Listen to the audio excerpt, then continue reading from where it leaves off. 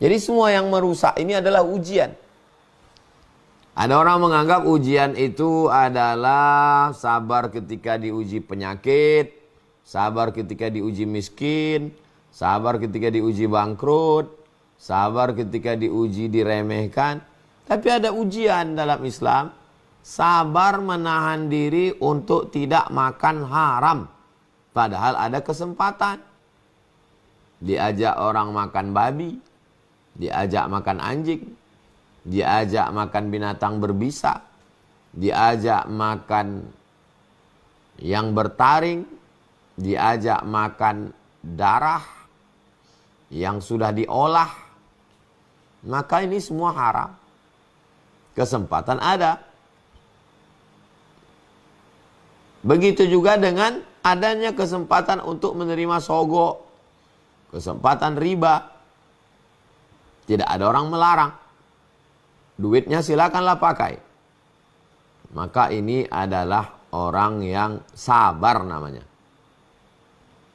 Sabar menerima ujian yang diberikan Allah Subhanahu wa taala. Jadi kalau masalah ujian sakit banyak orang sabar. Masalah ujian bangkrut banyak orang sabar. Tapi ketika ujian dapat tawaran makanan haram, mana yang lebih berat antara haram aini benda dengan haram maknawi? Lebih berat haram maknawi. Karena kalau haram aini ini orang jijik. Suruh makan cacing, jijik.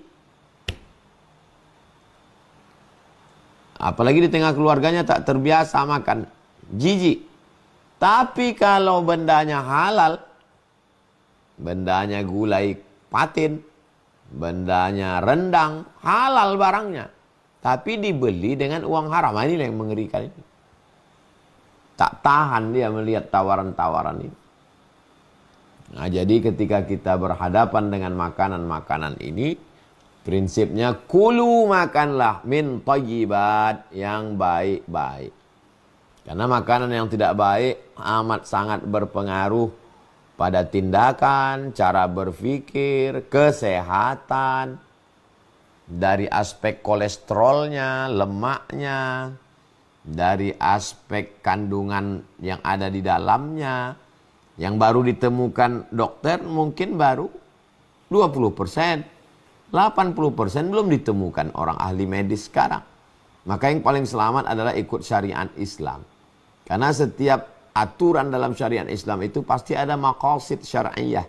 Ada tujuan-tujuannya secara syariat Islam yang kita tak paham.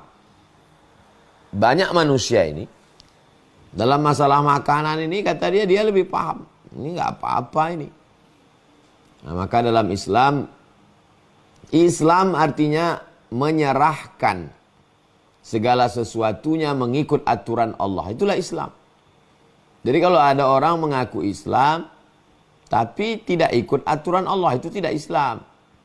Itu ingkar namanya. Orang yang Islam berserah diri mengikut aturan Allah. Kata Allah haram, ya tinggalkan. Kata Allah makruh, usahakan untuk ditinggalkan. Kata Allah halal, laksanakan. Kata Allah wajib, laksanakan wajib. Sunnat, berusaha untuk melaksanakannya. Nah, ini semua aturan yang dibuat dalam kehidupan. Jangan sampai hidup ini nggak ada aturan.